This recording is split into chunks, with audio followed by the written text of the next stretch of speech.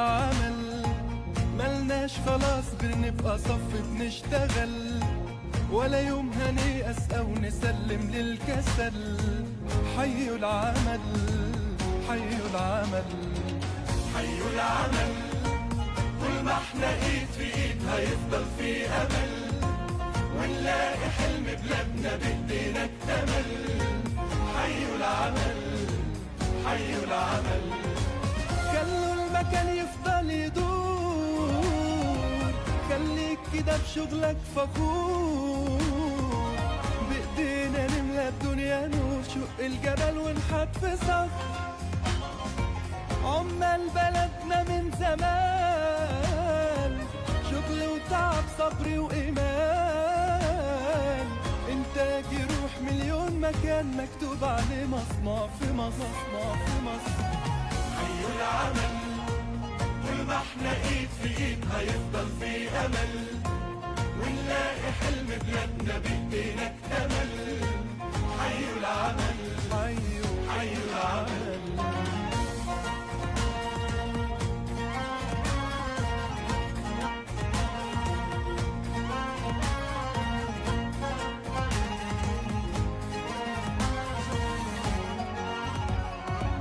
تسلم ايدين الشقيانين، تسلم عيون السهرانين، قرشين حلال بعرق جبين يساوي خير ملوش حصر.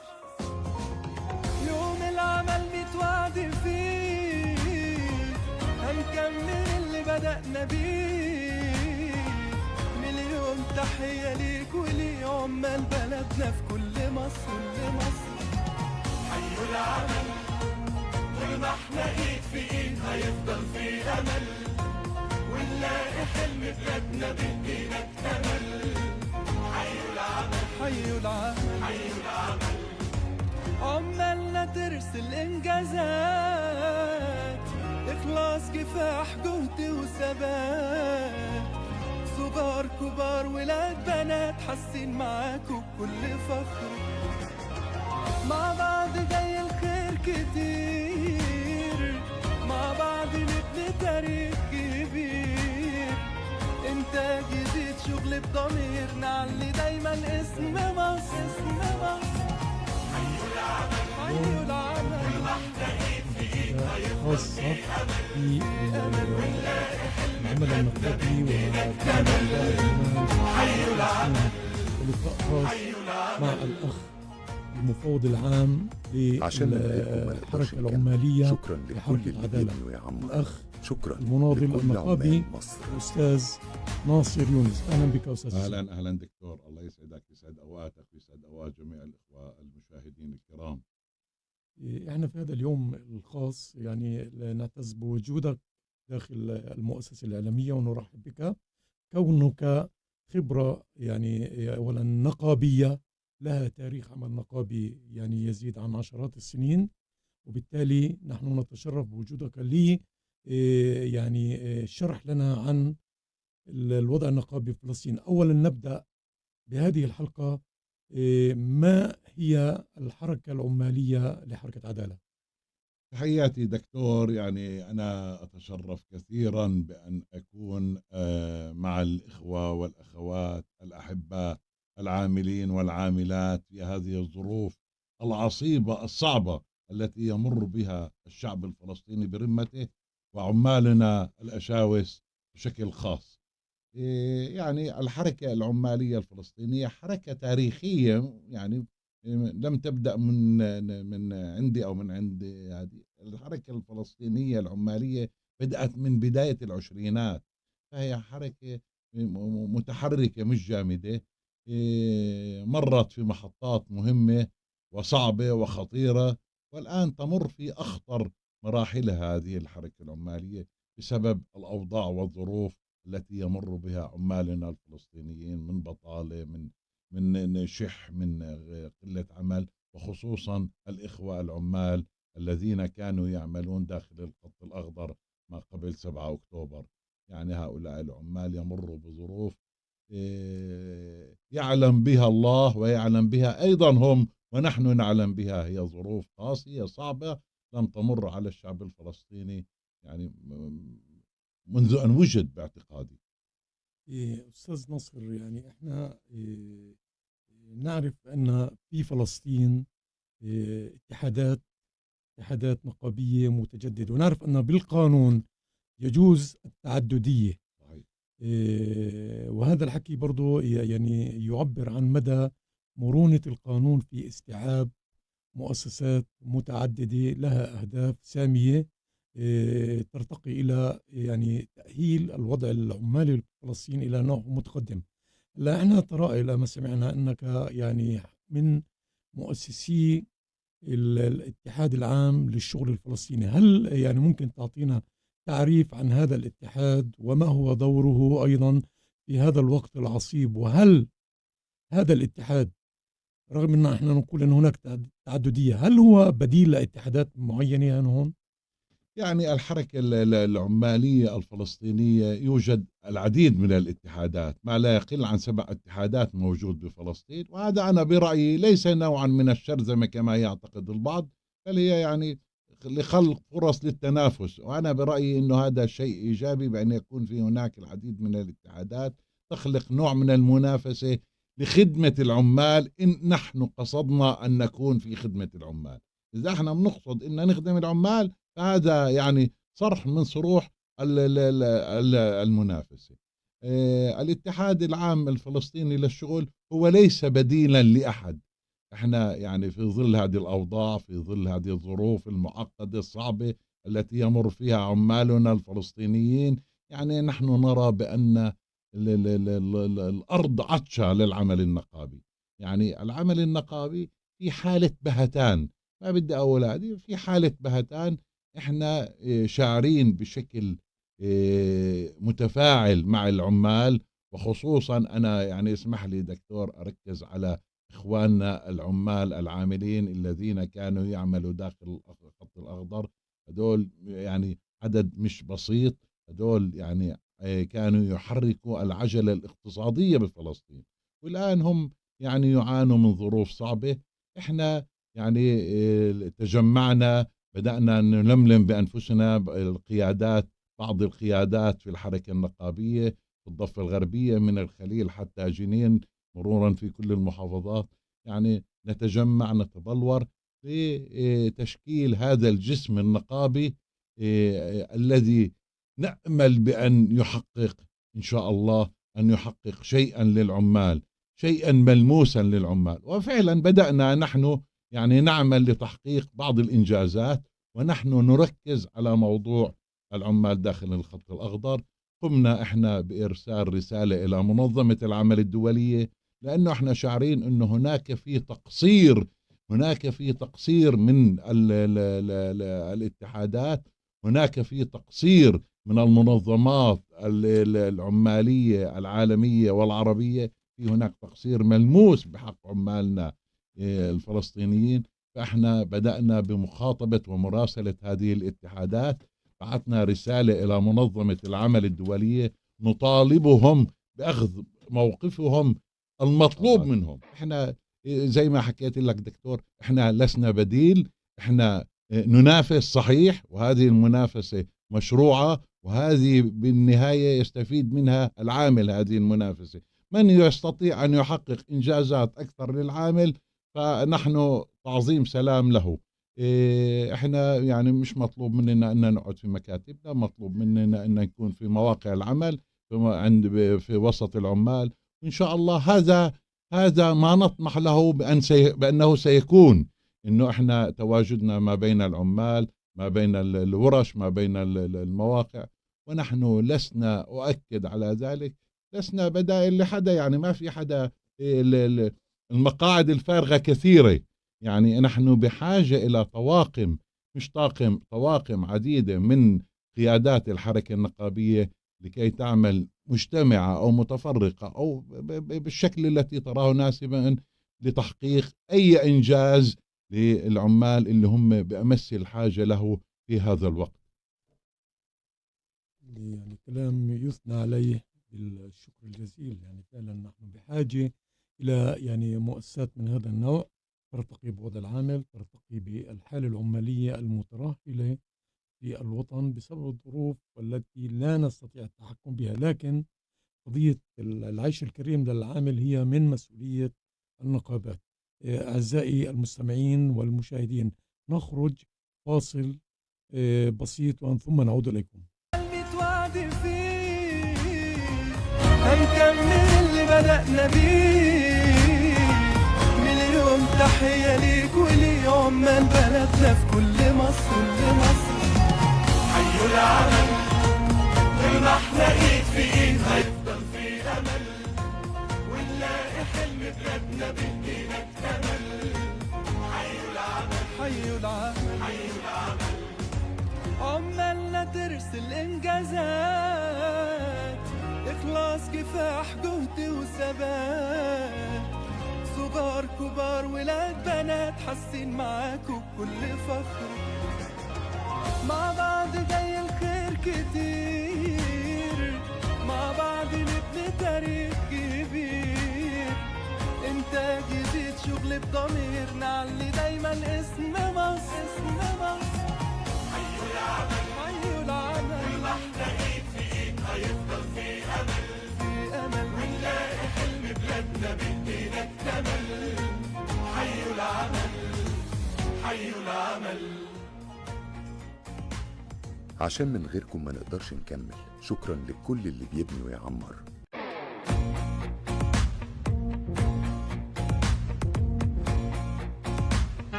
حيوا العمل، ملناش خلاص بنبقى صف.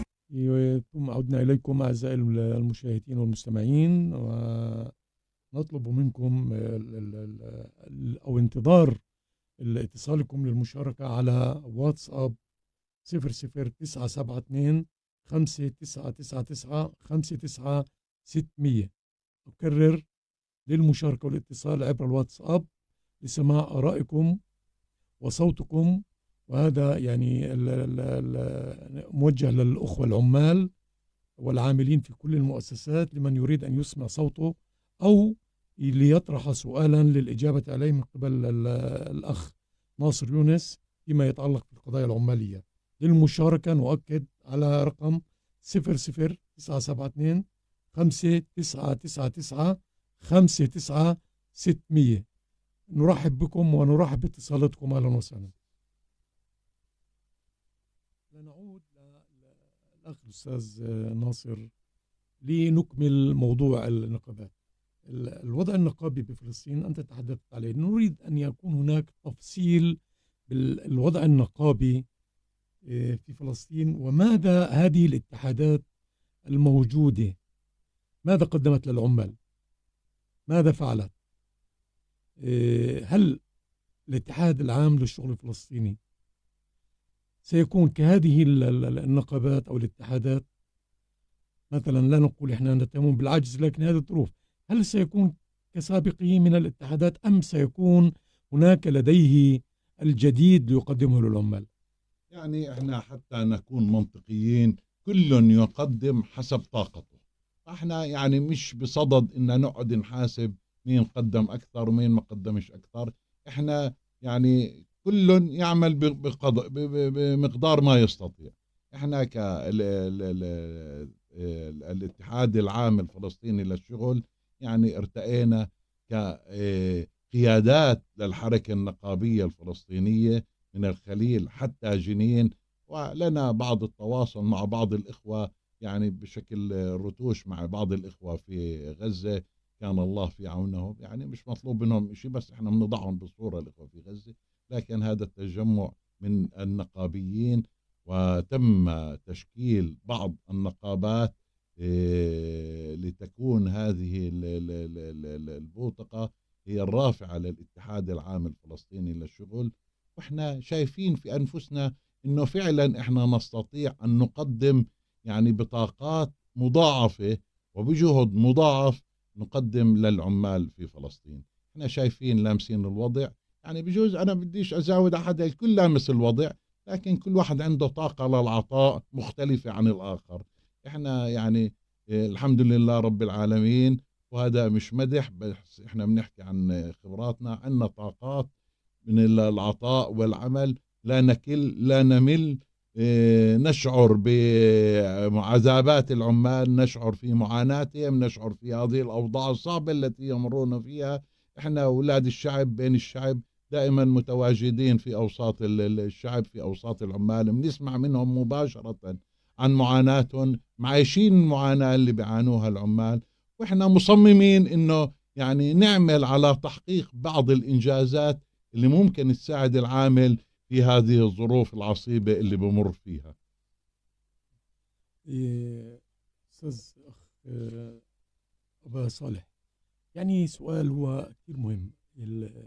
الفرز السياسي للنقابات في فلسطين، بمعنى هذا الاتحاد يتبع هذا الفصيل أو هذاك الفصيل سياسيا، هل تعتقد أن هذا سينجح العمل النقابي إذا كان هناك فقط تحديد لون سياسي لهذا الاتحاد، أم يفترض أن يكون الاتحاد هو جامع وطني يعني التركيب العمالية في الوطن دون إدخال الوضع السياسي الانتمائي لهذا العامل داخل اتحاد النقابات؟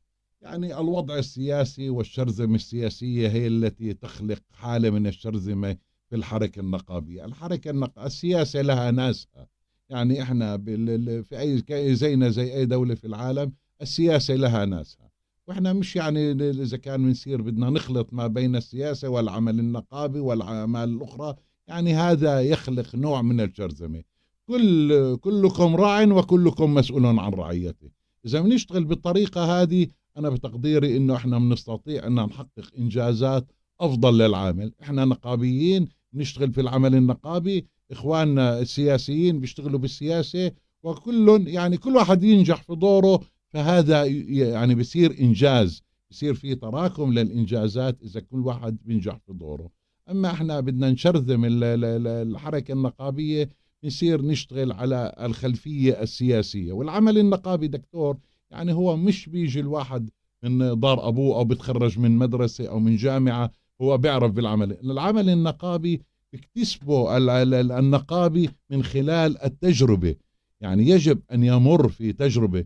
مش يعني هي العمل النقابي والله أجي وأقعد ورا مكتب أنا في نقابة أو في اتحاد أو في هذه تصبح نقابة. العمل النقابي عمل له خبرة، يعني علم اليوم هو علم يدرس في العالم. علم العمل النقابي علم، المفاوضات الجماعية علم، بده يفهم كيف التركيبة الاجتماعية، المثلث المتساوي الأضلع، العمال وأصحاب العمل والحكومة. يعني كل هذا يجب أن يكون بشكل علمي منطقي موضوعي، حتى إنه إحنا نستطيع أن نراكم في هذا الوعاء إنجازات للعمال في هذه الظروف. أي إنجاز هلأ للعمال يعني بيظهر ليه؟ لأنه الإنجازات للعمال بديش أقول معدومة، لكن هي شحيحة. ما في إنجازات للعمال عنا بفلسطين. لا عنا تأمين صحي زي الناس، لا عنا ضمان اجتماعي، لا عنا تكافؤ، ما عنا أي شيء اللي نستطيع أن نقدمه للعمال. يعني العمال صاروا، عمالنا اللي بيشتغلوا داخل الخط الأخضر صاروا 1 سنة و7 أشهر، 19 شهر متعطلين عن العمل. ما فينا ولا حدا قدم لا شيء لا مادي ولا معنوي لهؤلاء العمال، في الوقت اللي هؤلاء العمال إحنا هم محسوبين علينا، هم أبنائنا، هم إخواننا، لهم حق علينا إنه إحنا نقدم لهم بقدر ما نستطيع وأزيد. طب أخ ناصر، سؤال أيضا يعني يتعلق في الجانب السياسي.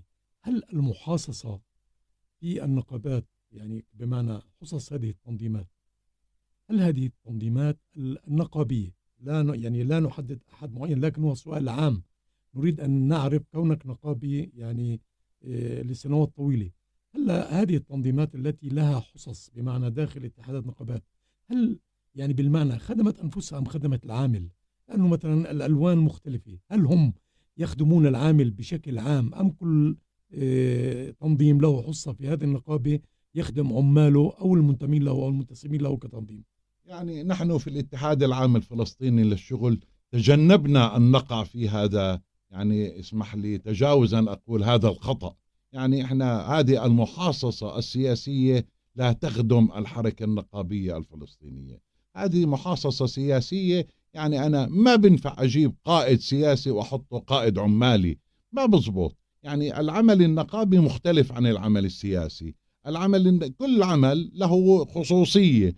أما أنا يعني أصير أجيب من هنا وهناك مشان أنا أكبر في الموضوع إنه والله عندي 20 واحد 30 واحد في الحركة النقابية، هذا الحكي غير فعال وغير منطقي وغير مجدي. إحنا في الاتحاد العام تجنبنا هذا الحكي. إحنا نبحث عن من يستطيع أن يقدم خدمة فعلية للعامل على أرض الواقع، من يستطيع يتفضل. الساحة بتوسع الكل، وزي ما أنا حكيت في البداية الأرض عطشة للعطاء، بدها حدا يعطيها. الحركة النقابية الآن مطلوب منها الآن مطلوب منها يعني بذل جهود فوق الطاقة مشان إحنا نستطيع نحقق إنجازات للعمال. أما أنا مشان يعني أعمل الموضوع برستيج، هذا الحكي ما بزبط. ما بزبط إن أنا أعمل برستيج على يعني في عذابات، في معاناة، في شهداء للقمة العيش. هدول الله يرحمهم، الشهداء اللي عم بسقطوا شهداء لقمة عيش على الحدود، على المعابر داخل الخط الأخضر. يعني شو إحنا كلنا أولهم أنا مرورا في كل الاتحادات، شو إحنا عملنا لهم؟ إنجازات على أرض الواقع لا شيء. لازم نبحث بشكل استراتيجي إحنا، ونجبر الحكومة كمان معنا، لأن الحكومة شريك معنا. شو إحنا ممكن نستطيع أن نعمل لهؤلاء العمال، مش بس اللي بيستشهد. كيف ممكن نعمل إحنا يكون في هناك خطة استراتيجية مشان الناس ما تنجبر تروح تنط عن السور 6 أمتار مشان تستشهد، مشان يجيب لقمة عيش لأولاده. يعني آن الأوان إنه إحنا نصير نفكر كيف إحنا يعني نوجد بدائل مرضية لهؤلاء العمال، بحيث إنهم حتى ولو يعني بالشيء الأقل أو بالقليل إنه يستطيعوا إنهم يعيشوا حياة كريمة مستورة هم وأسرهم. هذا الحكي اللي بتطلب جهد من الجميع، بتطلب إنه الناس تتوحد على هذه الفكرة. تعالوا نتوحد على هذه الفكرة، مش نتوحد على كيف نعمل محاصصة. أنا لا أقبل بالمحاصصة، غير مقتنع في هذه المحاصصة. أنا بقول كل واحد عنده قدرة على إنه يخدم العامل، أنا مستعد أحطه على راسي من فوق، يتفضل يجي، وإحنا يعني صدر البيت زي ما بقول إله. يعني بوركت في هذا المنطق الوطني الذي يقدم صورة جميلة عن وجود مؤسسات تستوعب الآخر، وهذا الحكي هو ما نبحث عنه إحنا كفلسطينيين. هلا سؤال يعني ما قبل الأخير، أخ صالح، يعني هل لديكم مبادرة مستقبلية في التوجه كاتحاد عام للشغل الفلسطيني بمبادرة ضم هذه الاتحاد وتوحيد جهودها في اتحاد فلسطيني وطني؟ يعني أنا قناعاتي تقول بأنه العدد اللي موجود بفلسطين هو زيادة عن اللزوم، يعني كثير. يعني احنا عندنا 7 اتحادات 8 اتحادات كثير. أنا مع أنه يكون في هناك تعددية، وهذه التعددية بتخرجنا من حالة الخمول والارتكال. لما بيكون في تعددية يعني أنا بستوعب أنه يكون في 2 3 في الوطن مشان يكون في هناك منافسة لتقديم خدمة أفضل للعامل. لما بيكون في اتحاد واحد بيكون في حالة من الخمول، بصير أنا أضل قاعد في مكتبي مركن لما يجي العامل هو يجي عندي مشان يقدم لي شكوى. أما لما بيكون في يعني حالة منافسة بصير نتنافس إحنا كيف نتوجه لورش العمل، لتجمعات العمال، كيف ننزل نشوف نتحسس مشاكلهم، نتحسس معاناتهم، كيف إحنا بدنا نقدم أفضل. كل واحد بصير يدور كيف ممكن يقدم أفضل لهذا العامل. فأنا مع إنه يكون في هناك يعني ولو اتحادين، يعني يكون في شكل كونفدرالي ما بين هذه الاتحادات، يكون في بالحد الأدنى تنسيق. على إيش إحنا متقاتلين؟ يعني سواء بالحركة النقابية أو بالحركة السياسية، على إيش إحنا متقاتلين؟ ما هيون الإسرائيليين معبين السهل والوعر، ماخذين كل البلاد، مش مخلي لنا إشي. فعيش إحنا نتقاتل؟ يعني لسه ما حققنا إنجازات تنذكر للعمال مشان نتقاتل عليها.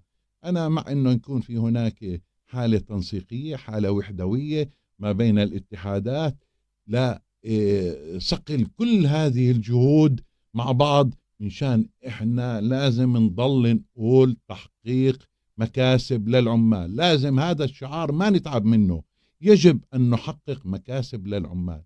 أي مكسب منحققه للعمال فهو إنجاز منراكم عليه. لازم نؤمن بالتراكم ولو بجزيئات الأعشار. يعني ما أستهين أنا في أني أحقق للعامل تأمين صحي، ما أستهين أني أنا أعمل صندوق تكافل يعني من بعض العمال حتى لو قدمت شيء رمزي للعامل. لازم أفهم العامل شو معنى الضمان الاجتماعي. احنا لو الإخوة العمال كان في هناك حالة وعي وفي تثقيف من الحركة النقابية ومن القائمين على موضوع الضمان الاجتماعي، وعملنا الضمان الاجتماعي بشكل منظم ومرتب ومعقول، كان يعني حاليا سكر جزء مهم من هذه المعاناة. فاحنا لازم نضل حاطين نصب عيوننا انه احنا في قدامنا مهمة مقدسة، وهي العامل. كيف يمكن ان نخدم العامل؟ هذه مهمة مقدسة، ما بيصير ولا حدا فينا يحيد عن هذه المهمة. أستاذ صالح، طب إحنا يعني قبل نهاية اللقاء، السؤال الأخير: ما هي الحلول الواجبة للخروج من أزمة العمال من خلال الاتحادات الموجودة؟ ماذا عليهم يجب أن يفعلوا لحل المشاكل للعمال المنتسبين لديهم؟ يعني أنا بتقديري ما في حلول جاهزة. إحنا لازم أنا باعتقادي إنه إحنا كحركة نقابية يجب أن نتجمع تحت سقف واحد، نناقش ما هي الأولويات في الإنجازات الذي يجب أن نحققها لهؤلاء العمال. يجب أنه إحنا نقعد مع شركائنا الاجتماعيين، الشركاء الاجتماعيين اللي هم الحكومة وأصحاب العمل، وأن نضع خطة استراتيجية كيف يمكن أن نتطور في خدمة العامل. ما هي الإنجازات التي يمكن أن نقدمها للعامل؟ إحنا لازم نكون أصحاب مبادرة. يعني إحنا ولا مرة حملنا خطة استراتيجية ورحنا حطيناها قدام، يعني نناقشها مع الشركاء الاجتماعيين. لازم يكون في عندنا خطة إحنا متفقين عليها، منطقية، موضوعية، مقبولة، مش مستحيلة التنفيذ. يعني في إمكانية لتنفيذ هذه الخطة بشكل يعني منطقي ومعقول، حتى إحنا نستطيع أن نحقق إنجاز في ظل هذه الظروف الصعبة اللي إحنا كلنا يعني بنعرفها عايشينها. ما في واحد فينا يعني بده يتغابى يقول والله أنا ما بعرف كيف أوضاع العمال. هذا اللي ما بيعرف شو أوضاع العمال غبي أو بيتغابى، وإذا بيتغابى بيكون يعني أكثر من غبي، لأنه أوضاع عمالنا صعبة جدا، ظروفنا صعبة جدا، بحاجة إلى حلول، بحاجة إلى حلول منطقية. وأنا بتقديري إذا في نية على إيجاد هذه الحلول، نعم نستطيع. طبعا في نهاية هذا اللقاء يعني الجميل